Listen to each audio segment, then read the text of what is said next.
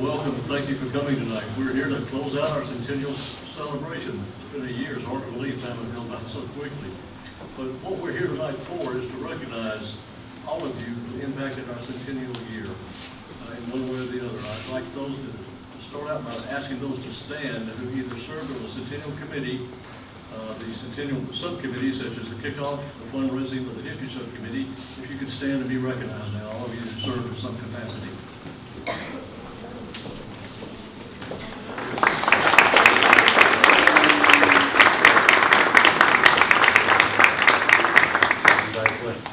Again, thank you very much.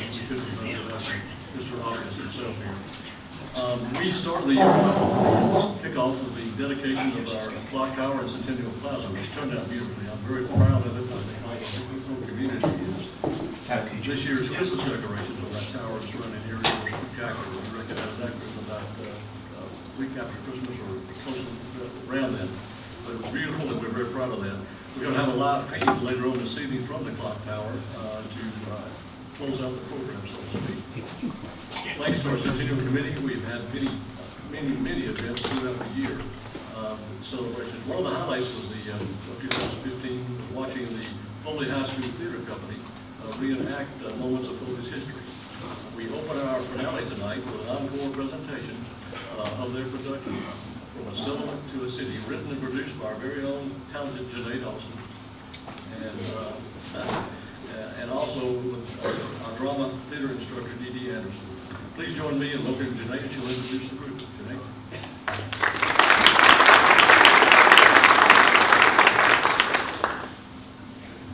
Thank you, and thank you very much, Mayor.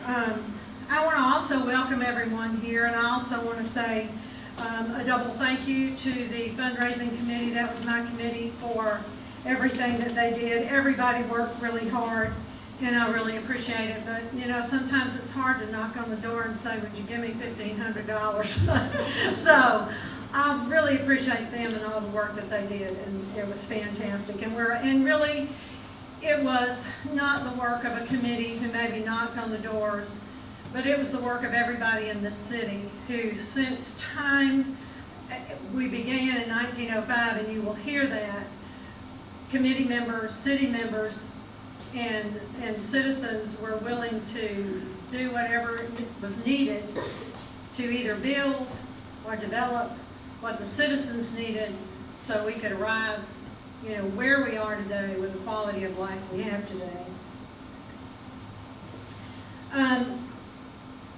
I know we introduced the Foley Theater Company, excuse me, which is under the direction of Miss Dee Anderson at Foley High School. But since this is about history, if you will allow me a few moments, I'd like to go back. Most of us in this room, if you're a former Foley High School graduate of, you know, the really good years, like the 50s and the 60s, and the early 70s. You remember a lovely lady named Day Fulbright, who was a spectacular teacher, but she also decided that Foley ought to have a little drama. I guess the kids weren't providing enough on their own. So she became instrumental in the high school having one play a year at the end of the year, and it was called the senior play. And Miss Fulbright had senior plays until the mid to late 70s when she retired, at which time a wonderful teacher who became a big part of Foley's history, Miss Jane Lindsley, took over the drama. And she called it the Drama Club for a while. And in the late 70s, early 80s, she got the drama club together, really organized it, and it became the Foley Thespian International Troop number 1247. And this group then took their plays to competitions, both statewide and international, and won acclaim for the students who were participating and acclaim for the school as well. When Miss Lindsley retired, Miss Dee Anderson took the drama club because she was a member of that thespian troupe, because she's always been in drama, And she took it over, and they have been still competing. And in about 2012, she changed the name to the Foley High School Theater Company, hoping, through that name that she'd be able to develop more recognition within the city of the idea that it's attached to the high school. She has continued to take those students to state and regional and national competitions around. They continue to do well. As a matter of fact, they have been studying and providing this entertainment for us, while at the same time they have been learning music, lines, and lyrics for their state competitions or some other competitions. They are currently now in rehearsal for Footloose, which opens March 18th here in the Civic Center. So anything that you can do to support the Foley High School Theater Troupe Company, which has supported us in this historical production as well as its community, please do so. Please be here March 18th or during those dates that their show is open and watch what they can do. I would also like to draw your attention to the fact that any costumes, any music, anything else that Ms. Anderson and her group needed in order to provide entertainment for us, they bought through their own theater company money. So we have placed a box at the back of the room tonight just for donations. And if you're so inclined, if you would please make a donation to the Foley High School Theater Company to support them, but also say thank you for everything that they did to help us with our production, for our history.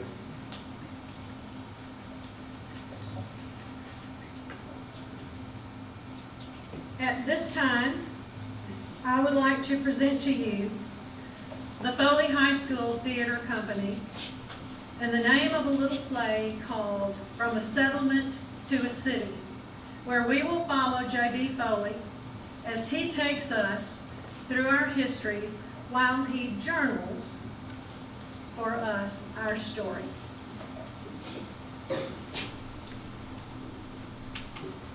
Oh, hello. Allow me to introduce myself. I am John Burton Foley, and I made the glorious discovery of this tiny settlement of cattle and agricultural farmers in 1902. You may wonder how I came to make this discovery.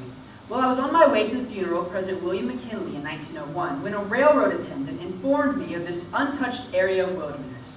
Naturally, I knew I had to see it for myself, so within the year I had traveled by train to the area that would eventually be known as Foley. This was so incredibly different from the daily grind at the Chicago factories, and I quickly fell in love with the peace and quiet of the scenic community. I immediately knew that others would come to adore this picturesque landscape between Pensacola and Mobile, and I knew that we had to prepare for the future. It was also at this moment that I realized how important this settlement would become, and if we were to stand the test of time, I knew that I needed to record the important events and people that contributed to this community's success. Future generations would need to know the struggles and successes of Foley, as the settlement was named in 1904. You know, I was quite honored at the selection of the name, and the curious fact is that the name was really only chosen because the United States Postal Service required a name before any mail could be established. You see, these are the stories that we cannot bear to lose. Please, allow me to think aloud as I begin this journal, the Journal of Foley. I purchased between 40,000 and 55,000 acres of surrounding land and established the Magnolia Land Company. It took no time to begin selling lots for $50 per acre. As people began to show interest, I knew the current network of dirt trails left much to be desired, so I was able to convince the Louisville and Nashville Railroad Company to begin the process of laying track to connect this settlement to the rest of the continent. Along with the support of the Magnolia Land stockholders, eventually we were able to construct a sawmill, sugar refineries, schoolhouses, sidewalks, and dirt byways. Not to mention a real estate office to provide assistance to those that were discovering this little piece of paradise.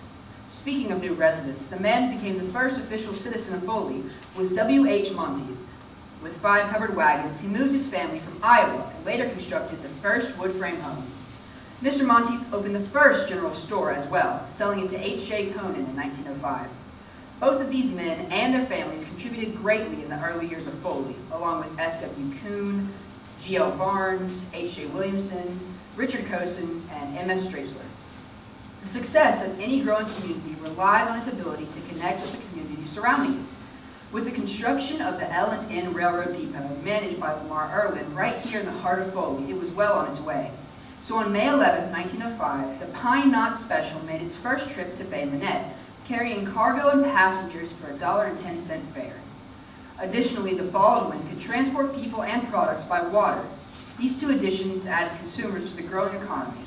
However, Mother Nature showed us how vulnerable we could be on our little piece of paradise so close to the Gulf of Mexico on September 27, 1906, with an unnamed hurricane that destroyed thousands of acres of pine trees and crippled the growing turpentine industry.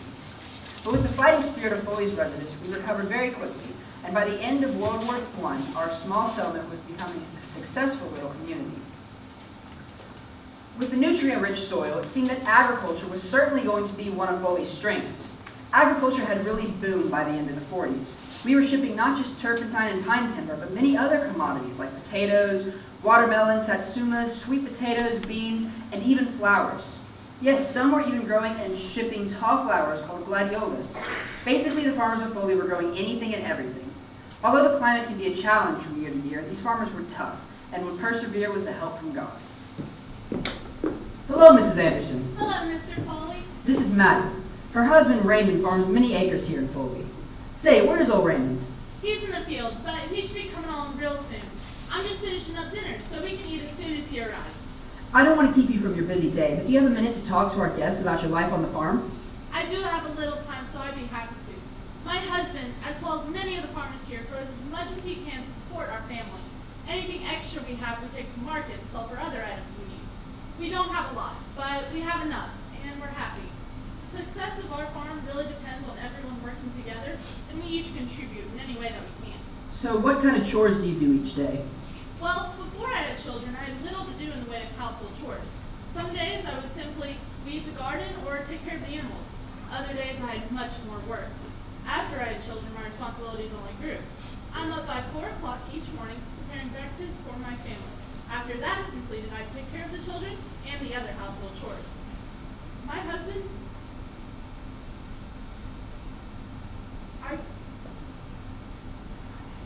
once that's completed, I hoe our garden, which my husband has so carefully planned for our own use. This is hard work, as I'm sure you can imagine. The sun gets so hot here in Foley, we have to make sure to take care of not only our animals, but ourselves.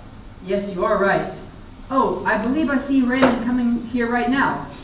Hello, Raymond. Hello, John. What are you doing here? Well, I was just sharing with these fine people what it was like to be a farmer in Foley.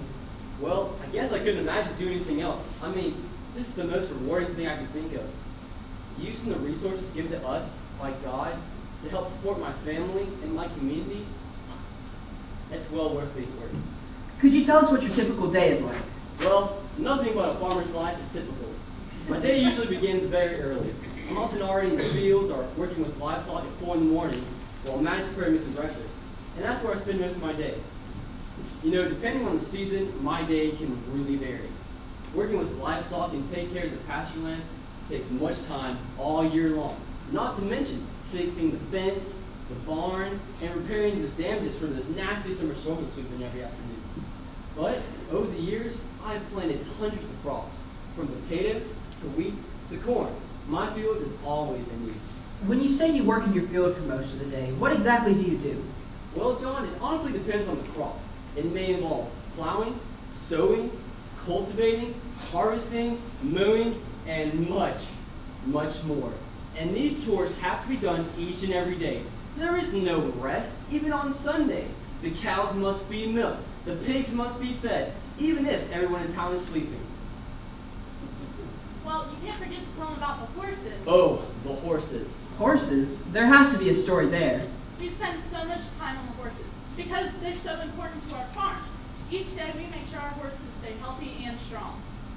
You know, each day is full, and it's very long when I'm finally able to go in the nice clean sheets that my wife prepares for us. You know, I am so thankful for everything she does for this family too.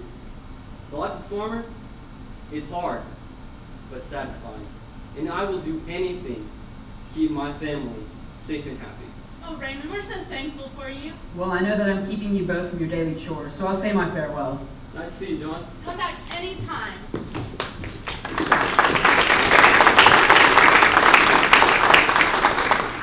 The agricultural landscape of Foley was so fruitful and contributed greatly to Foley's future success.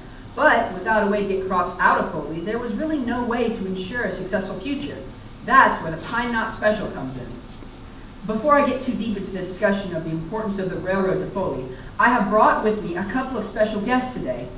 First, I'd like to introduce Colonel J.M. Green. You have the floor. Thank you, Mr. Foley.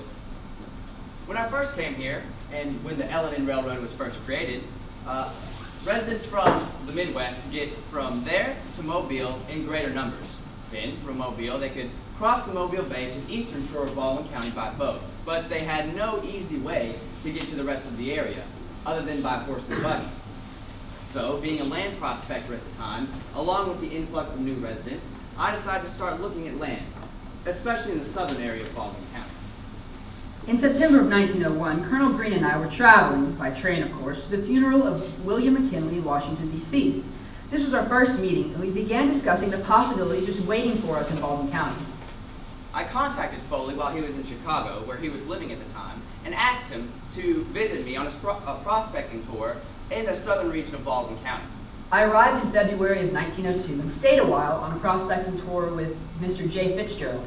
He was an official of the Swift Land Company, but more importantly, the president of Junction Railroad. But however, he was not able to make it here today. I was excited by the climate and the other potential of the area, so I bought a 40,000-acre tract of timberland. In addition, I incorporated Magnolia Springs Land Company in 1905 and began hiring agents in the north to assist in the selling of the land. But you know, I needed an easier way for people to get here, so this is where Mr. F.P. Ham and the Fort Morgan Railroad came in. Hi, I'm F.P. Ham, one of the Ham brothers from Bay Minette. My brothers and I own the Southern Development Company of Chicago. We offered to build a line to Foley if L&N would operate it. They did, so we did. And by 1905, the L&N branch line was completed to Foley. And yes, sir, the people came. Yes, the first and third Wednesdays of every month, the train would meet connected from Chicago to Cincinnati, and the people came. I was so excited when they came because I knew they were going to love this area. Now, there are more people we need to tell you about. And what about the devastating hurricane of 1906, which led to the Pine Knot Special, which I'm sure you've all heard about? I had just mentioned it. Could you tell the story? Well, the devastating hurricane of 1906, along with the winds and the fierce storms that it brought, killed most of the pine trees in the area. You see, the root system of pine trees was simply not strong enough to handle those fierce winds. So when the residents of Foley began to clean up the area, they had to do something with all of that wood. So what they did is they took that wood, stacked it along the railroad, so that when the conductors of the trains came by, they could use that wood, buy it from the residents who owned it, and then continue on their way. It was a win-win for both the railroad company and the residents, and it allowed Foley's economy to continue to grow even in the midst of the hurricane that had just destroyed the area. And what about the fire of 1908? It destroyed our depot. But by the following year, we had the fine depot that you can see just down the road in Heritage Park. Yes, there's so much to the story of Foley. Thank you, Mr. Green and Mr. Ham, for stopping by. Thank you.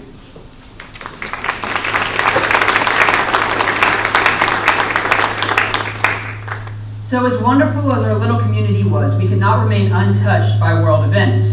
World War II had a tremendous impact on our young men went to Europe and the Pacific to help the world defeat tyranny. We did as much as we could to help, even had our very own USO on Highway 98. Since I can't take you to see the USO, I have brought the USO to you, for your enjoyment of the show with a little World War II flair. First up is the tremendous trio of Laverne, Maxine, and Patty, but you know them better as the Andrews Sisters.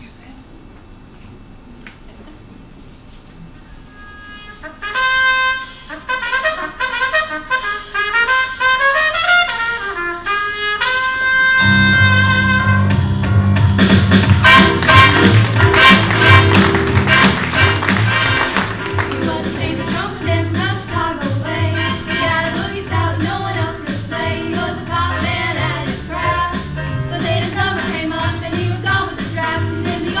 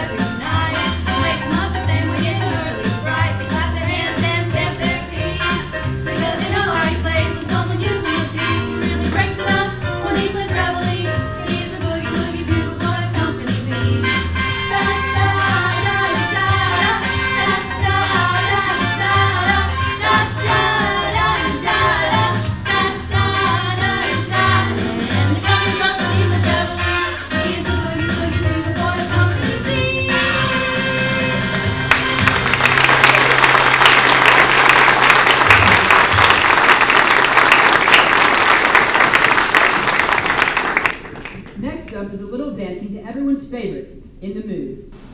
You know I can't resist a good song.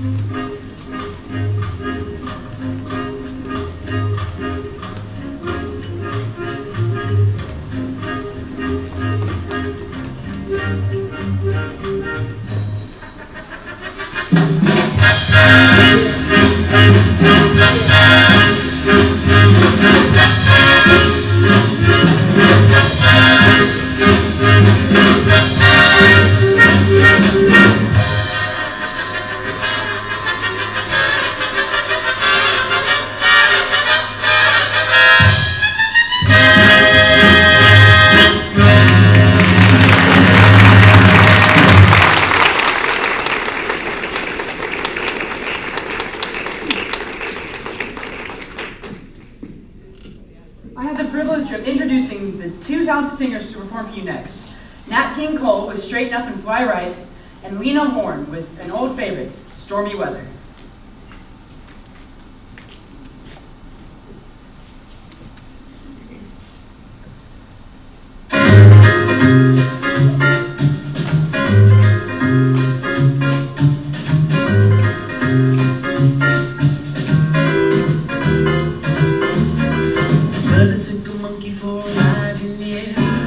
Thought that everything was on the square.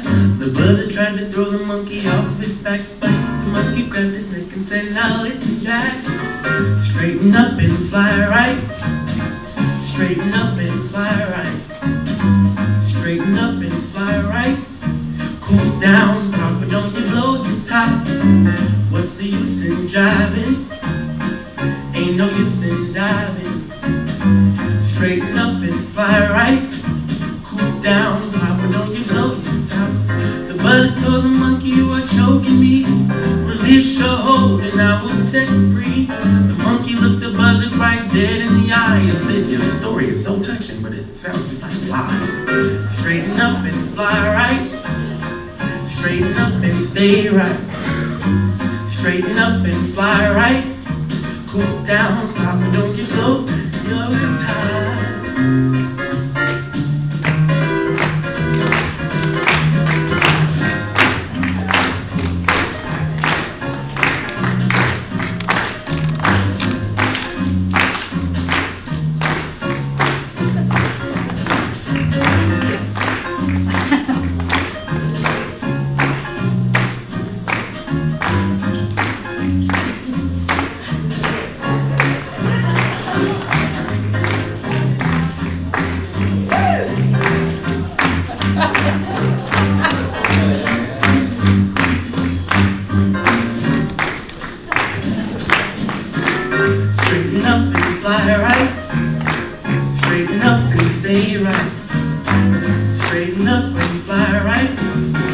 down, Papa, don't you blow your top. Fly right.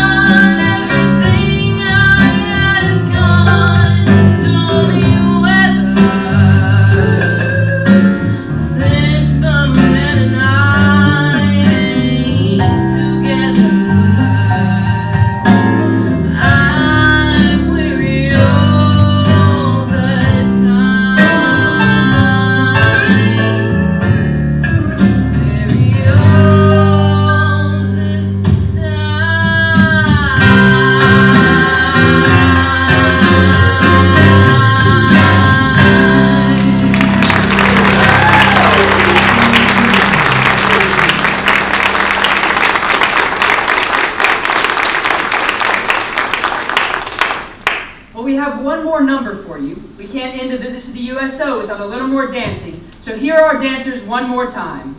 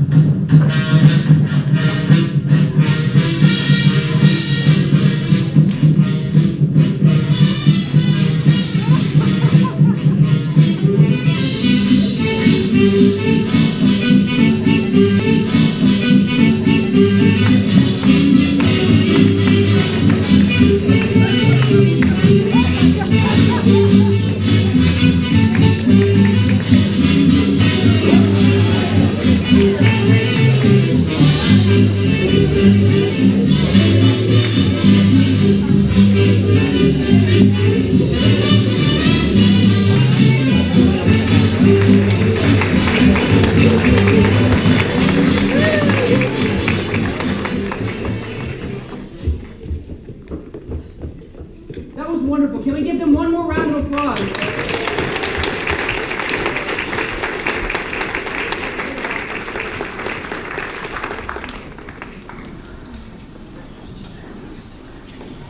As much as I would like to remember that side of the war, we must also think of the price that was paid by so many. Korea and then Vietnam, which came only 20 short years later.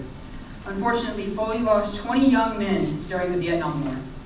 There's actually a monument in their honor located in Alston. It would be worth your time to stop by and visit it sometime. Before we move on, I think we should take a minute to remember all of Foley's native sons and daughters who have served and are currently serving in many ways. We have the wonderful city and nation that we do because of their continued sacrifice.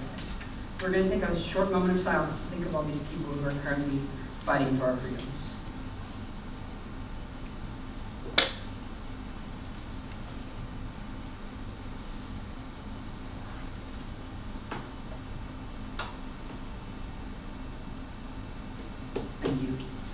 can't talk about Foley's amazing journey without looking at the role of education.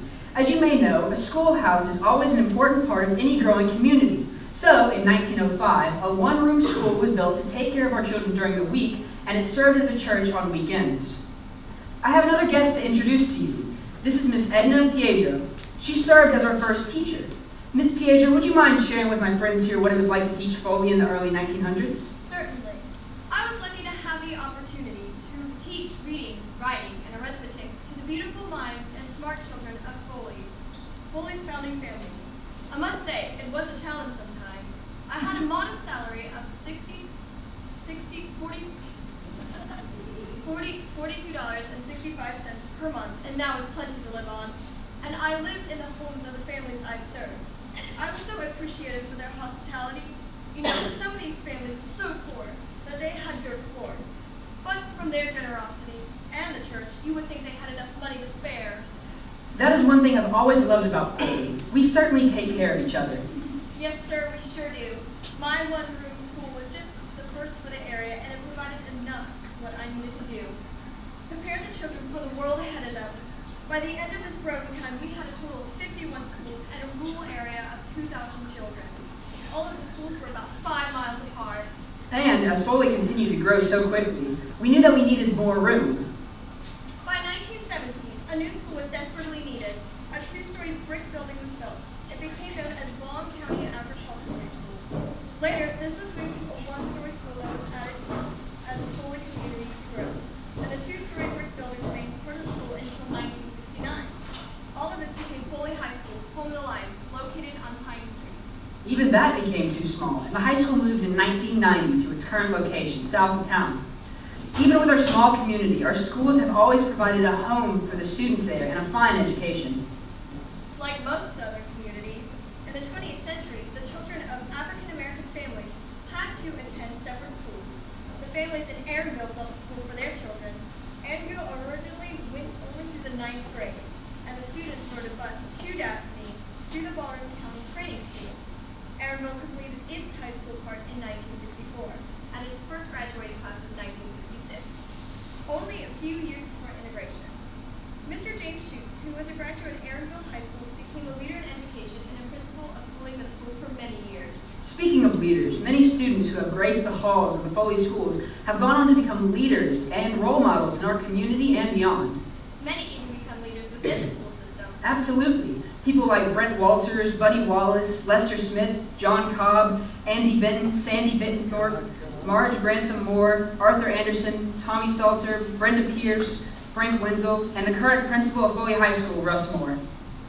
And Janae Cobb Dawson, who was the second female superintendent for Baldwin County. All Foley graduates. Foley definitely has something to be proud about. Did you know 125 graduates are employed in Foley's school system this year? That is wonderful news. It really shows you that we are doing things the right way. I think a discussion of Foley's schools cannot be complete without mentioning a few outsiders who became a part of the Foley family, like Pat Anderson, who introduced computers to Baldwin County through a computer lab she started at Foley High School in 1982.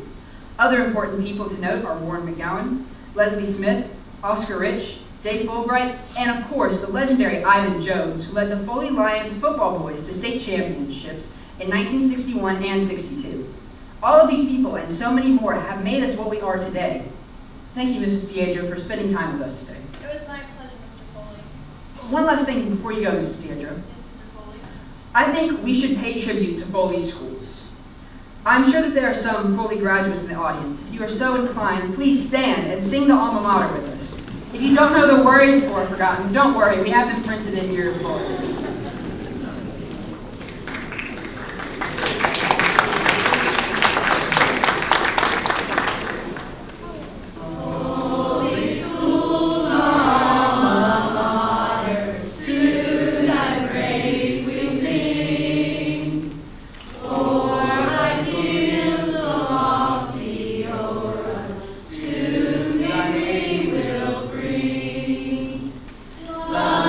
Devotion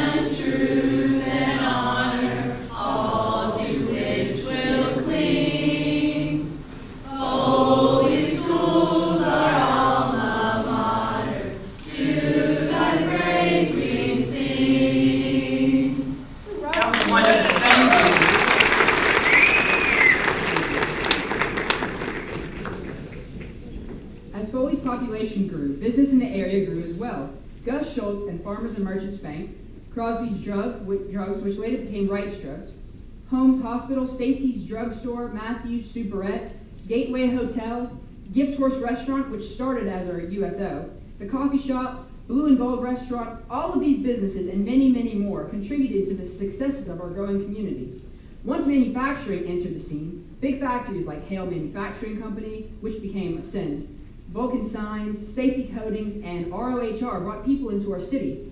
People who came to these businesses may not have been natives, but became integral parts of the city.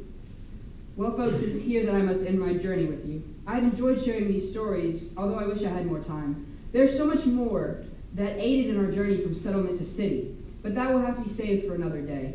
I bet there's even a book or two out there for purchase. But the time has come for me to say farewell. I'm sure Anna has a wonderful dinner ready and will be looking for me soon. And you know that you should never let a good meal get cold.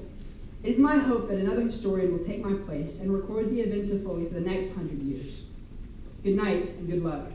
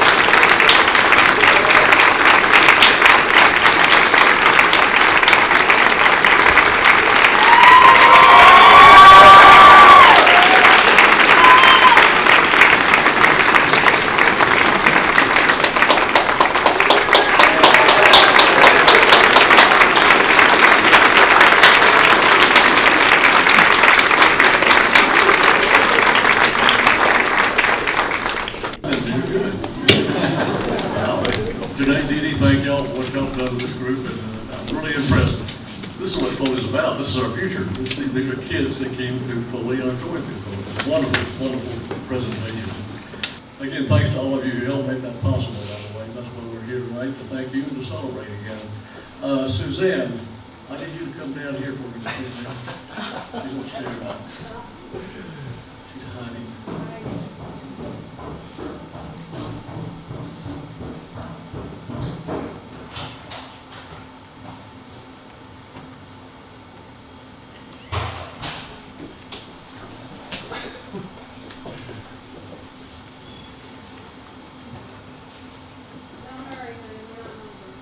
That's right. Where are your roller skates today? Yeah, really.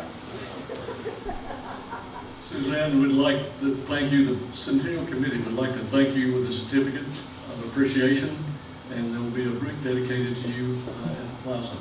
Thank you very much. You did a great job.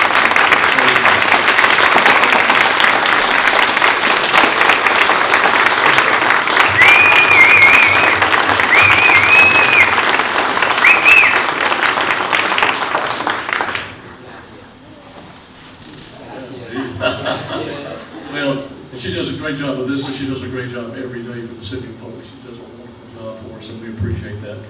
Next, assuming the technology is going to work here tonight, we're going to close out our Centennial year with a live feed from the Centennial Plaza, and we'll now have a ceremonial ringing of the bells to officially close out the year. Cross your fingers.